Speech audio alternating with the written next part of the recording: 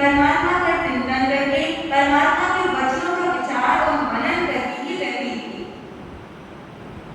क्योंकि कहा जाता है कि यदि किसी व्यक्ति को कोई शुभ स्वप्न आ जाए तो उसके बाद कभी भी सोना नहीं चाहिए। उसके बाद अपने पूरे समय को धर्म ध्यान में लगाना चाहिए, क्योंकि अगर उस समय सो गए और उसके पश्चात कोई अशुभ स्वप्न आ जाता है तो उस पहले के शुभ स्वप्न का फल नष्ट हो सकता है।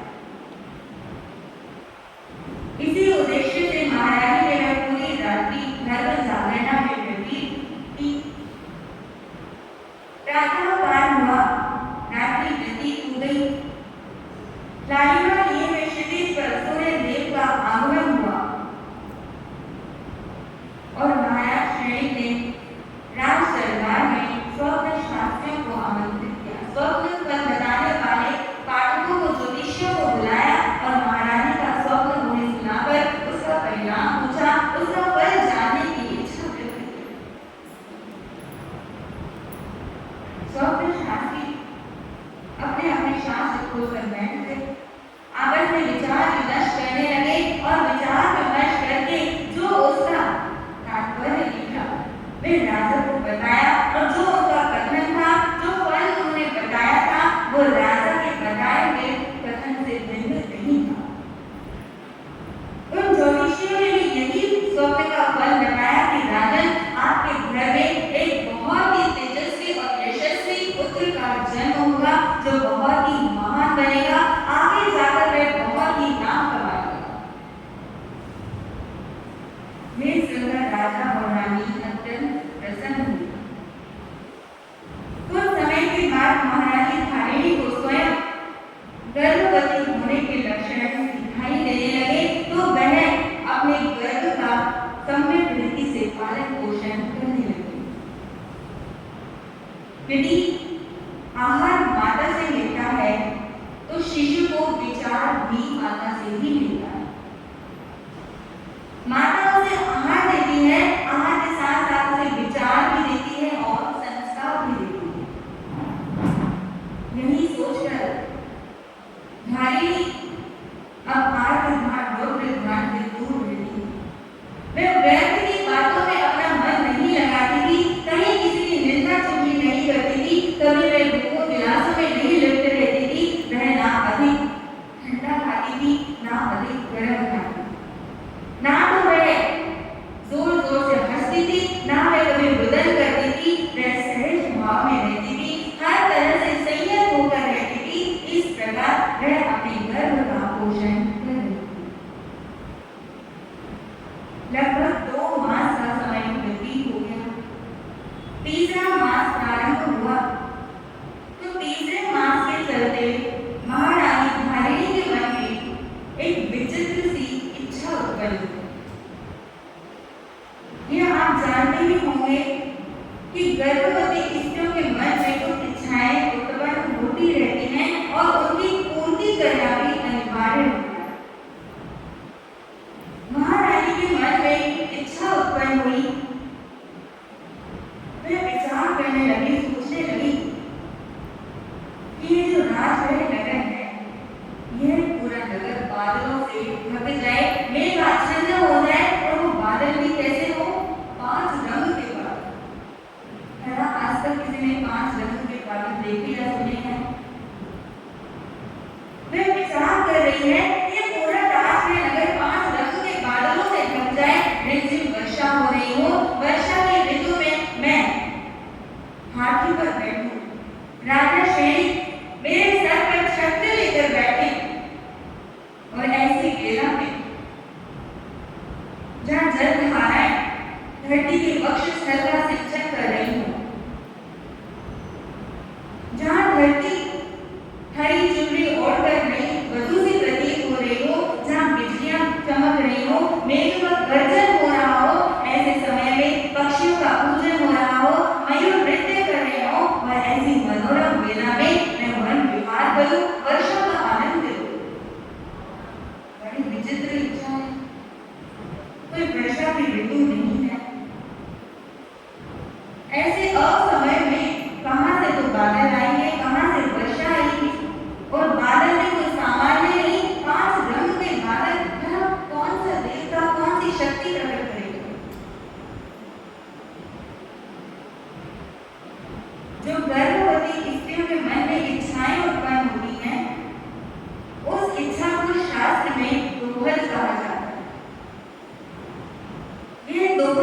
कैसे बना, यह इच्छा कैसे उत्पन्न होती है। जो इस माता के, उस स्त्री के गर्भ में शिशु होता है, जो बालक होता है, उसके संस्कारों से प्रभावित होकर ही ऐसी इच्छाएं उत्पन्न होती हैं। जब माता गर्भवती होती है तो उस समय उस माता के दो हृदय होते हैं, एक बालक का हृदय और एक माता का अपना स्वयं का हृदय। ये दो हृदयों के मिलने से जो इच्छा उत्पन्न होती है, उस इच्छा को शास्त्र में दोहन कहा जाता है और इस दोहन की पूर्ति को अत्यंत आवश्यक माना गया है। अगर इस दोहन को, इस इच्छा को पूरा नहीं किया जाता है तो उसका दुष्प्रभाव उस बालक के शरीर पर पड़ता है। उसके अंगों पांव विकृत हो सकते हैं, उसका शरीर बेडौल बन सकता है, उसके अंग विकृत बन सकते हैं और इसका दुष्प्रभाव उसके आने वाले भविष्य पर भी पड़ सकता है। माता और शिशु के संस्कारों का आपस में कैसा संबंध होता है, इस विषय में पुराणों में एक कथानक आता है। हिरण्यकश्यप का नाम आप सभी ने सुना होगा। वह प्रहलाद का पिता था। वह प्रहलाद को अपने ही विचारों में ढालना चाहता था। वह सोचता था कि प्रहलाद भगवान की भक्ति ना करके मेरी ही भक्ति करे, मुझे ही ईश्वर माने, मुझे ही परमात्मा समझे, मेरे साथ ही है भक्ति करता रहे, मुझे ही भगवान समझता रहे। और इसी विचार से उसने अपने पुत्र प्रहलाद को अमर और षंड की विद्याशाला में, पाठशाला में भेज दिया। वहां के अधिकारियों को आदेश दिया गया कि इस प्रहलाद को राजा हिरण्यकश्यप की संस्कृति का अनुयायी बनाया जाए, इसके मन में हमारे ही संस्कार डाले जाए। ये विष्णु भगवान की भक्ति करता है, उस विष्णु का नाम भी इसके हृदय से मिटा दिया जाए और मेरे ही भगवत्ता का स्वरूप इसे समझाया जाए।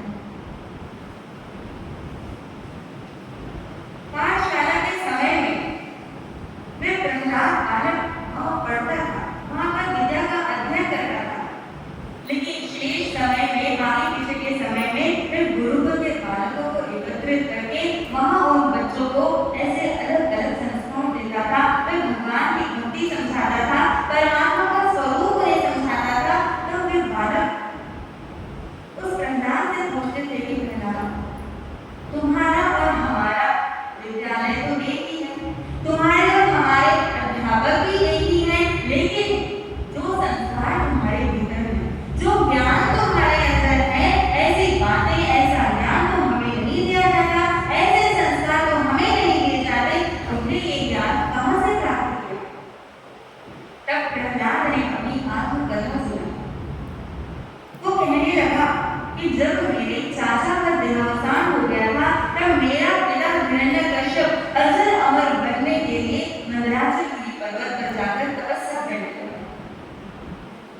मेरा पिता चाहता था कि मैं कभी भी मृत्यु को प्राप्त ना हो जाऊं, मुझे कोई भी शक्ति मारने में समर्थ ना हो पाए, ना मैं किसी देवते से मार सकूं, ना मैं किसी देवता से मर सकूं, ना मुझे कोई मनुष्य अथवा देयंश का कोई पशु पक्षी मार सके। अजर अमर बनने के लिए मंदराचल पर तपस्या करने गया तो इस बात की खबर देवताओं को लगी।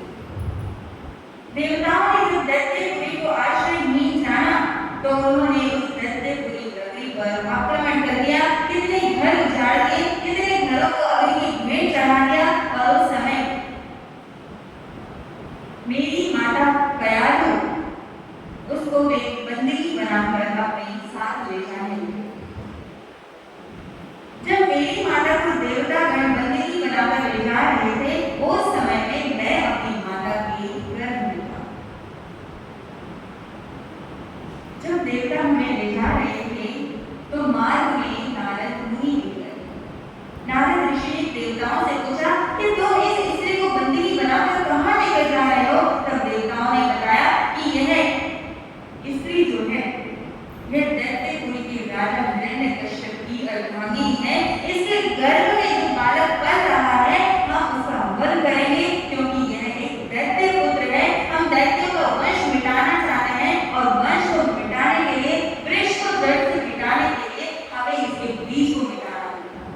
जब इसके गर्भ से ये बालक जन्म लेगा, हम इसको मार देंगे और फिर इसके बाद इस स्त्री को हम बंधन से मुक्त कर देंगे। नारद मुनि ने कहा कि जिस दैत्य पुत्र की तुम बात कर रहे हो, ये दैत्य पुत्र नहीं है, ये तो भगवान का भक्त है, परमात्मा का ये तो उपासक है। तुम ऐसा दुष्ट कृत्य करने का साहस भी मत करो। तुम नहीं जानते कि कैसा धर्मात्मा जी इस स्त्री के गर्भ में पल रहा है। तुम इसे बंधन से मुक्त कर दो। नारद मुनि के कहने पर उन देवताओं ने मेरी माता को बंधन से मुक्त कर दिया। नारद ऋषि ने कहा कि जब तक तुम्हारे पति तपस्या करके लौट कर नहीं आते हैं, तब तक तुम मेरे ही आश्रम में रहकर अपने गर्भ का पालन पोषण करो। नारद मुनि के आग्रह करने पर मेरी माता उनके आश्रम में जाकर रहने लगी। वहाँ कितने ऋषि मुनि थे, कितने साधक, कितने महात्मा वहाँ रहते थे। उनका उपदेश मेरी माता सुनती थी, उनकी कहानियां सुनती थी और वो ज्ञान सुन सुनकर मेरे अंदर भाग गए। वही संस्कार मुझे मेरी माता के सुनने से प्राप्त हुआ है। परिस्थितियों के वश होकर मेरी माता तो उस ज्ञान को भूल गई, लेकिन मुझे वो ज्ञान आज भी याद है। मुझे वो परमात्मा की भक्ति की बातें आज भी स्मृति में बनी हुई है। इसीलिए ये मेरे संस्कार उस समय के परिणाम हैं। माता और पुत्र के संस्कारों का परस्पर में ऐसा संबंध होता है। शिशु के संस्कारों का पोषण कोई जन्म के बाद नहीं, अपितु गर्भ अवस्था से ही प्रारंभ हो जाता है। जैसा आप शिशु को संस्कार देते हैं गर्भ के समय में, वैसा ही उसका आगे जाकर जीवन बनता है और वैसे संस्कार बनते हैं और उन्हीं संस्कारों के आधार पर उसका कर्म दिखता है। धारिणी माता ने ऐसा विचित्र दोहर, उसके मन में ऐसे विचित्र इच्छा उत्पन्न हो रही है और लज्जा के कारण वो इस इच्छा को किसी को बता भी नहीं पा रही है, क्योंकि वो जानती है कि ऐसी इच्छा जो मेरे मन में आई है, इसे कोई पूरा नहीं कर सकता। यह तो एक असंभव सा कार्य है।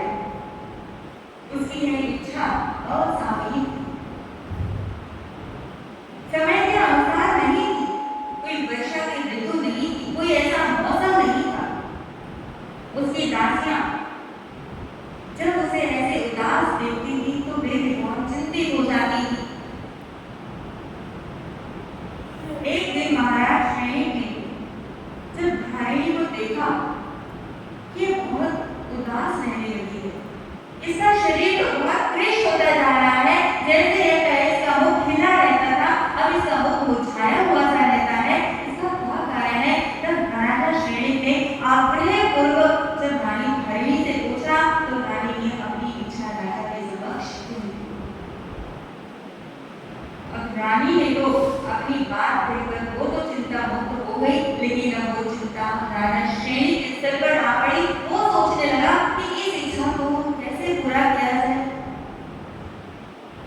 राजा श्रेणी ने अपने पुत्र को बुलाया, अभय कुमार को, जो उसका पुत्र भी था और उसके राज्य का महामंत्री भी था। अत्यंत बुद्धिमान था, दूरदर्शी था। राजा श्रेणी ने अभय कुमार से कहा, पुत्र, तुम्हारी माता की इस प्रकार की इच्छा है, इसे कौन पूरा कर सकता है? ये कैसे संभव हो सकता है? तब अभय कुमार ने कहा, पिताजी, आप चिंता से मुक्त हो जाएं, अब ये चिंता आप मुझे सौंप दें।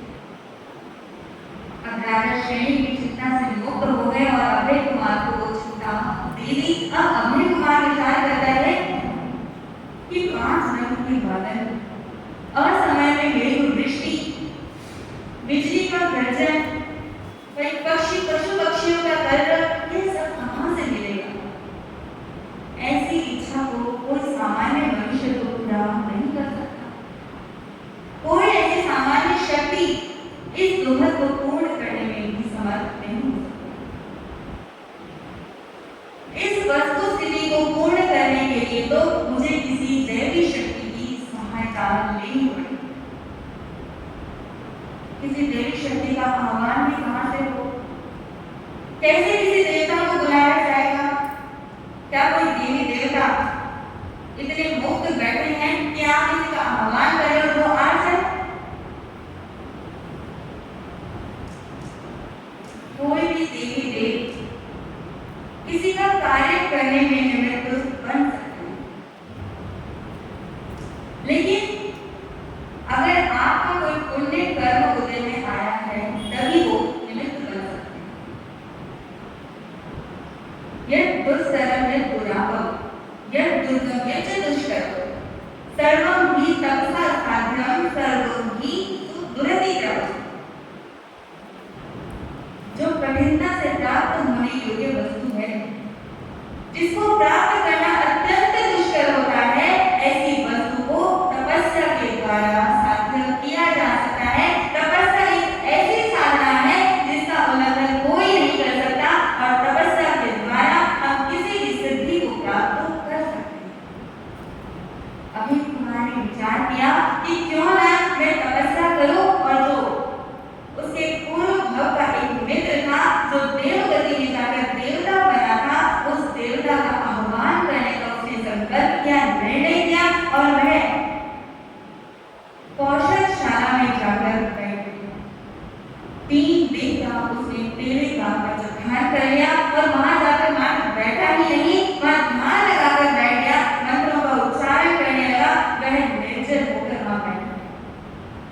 मन की एकाग्रता है, उसने अपने मन को उस देवता के आह्वान में जोड़ दिया है, उसका आह्वान कर रहा है, उसे पुकार रहा है। आप कहेंगे क्या ऐसे पुकारने से देवी देवता धरती पर आ सकते हैं? देवता भी 2 तरह के होते हैं, एक सात्विक प्रकृति के और एक तामसिक प्रकृति के। जो सात्विक प्रकृति के देव देवी हैं, वो साधकों से प्रसन्न हो जाते हैं, वो तपस्याओं से, सिद्धियां करने से, साधना करने से, जो अपने आत्मा की साधना करते हैं, उन साधकों से देवी देवता प्रसन्न होते हैं। लेकिन जो तामसिक प्रकृति के देवी देव हैं, वो मिथ्या दृष्टि देव होते हैं, जो भेंट में भी कितने पशुओं की बलि मांगते हैं, किसी किसी देवता के साथ मदिरा चढ़ाई जाती है। यह सब तामसिक प्रकृति के देवी देवताओं की मांग होती है। और देवी देवता आपको मात्र भौतिक वस्तुएं ही दे सकते हैं, वो कोई आपको मोक्ष नहीं दे सकते। अगर आप चाहें कि हम जन्म मरण से छूटने के लिए देवी देवताओं की साधना कर लें, उनकी उपासना कर लें, तो यह कदापि संभव नहीं है। हमारे 32 आगमों में कहीं पर भी परमात्मा ने ऐसा कोई उल्लेख नहीं किया कि तुम अपने कल्याण के लिए, अपनी सिद्धि के लिए, सिद्धत्व को प्राप्त करने के लिए किसी देवता की साधना करें। मोक्ष तो जीव को अपने पुरुषार्थ से ही प्राप्त होता है, कर्मों को क्षय करने से